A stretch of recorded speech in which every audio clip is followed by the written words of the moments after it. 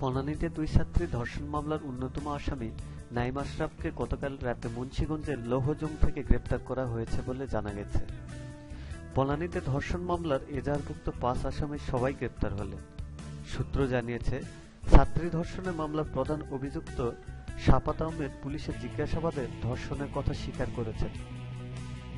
ঢাকা মহানগর পুলিশের জনসংযোগ ও গণমাধ্যম বিভাগের উপকমিশনার মাসুদুর রহমান বলেন, নাঈম আশরাফকে গতকাল মুন্সিগঞ্জের লৌহজং থেকে গ্রেপ্তার করেছে পুলিশের সদর দপ্তরের একটি বিশেষ দল।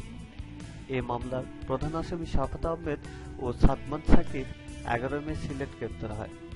১৫ মে ঢাকা থেকে গ্রেপ্তার হয় শাফাতের গাড়ি চালক বিল্লাল ও দেহরক্ষী রহমত আলী।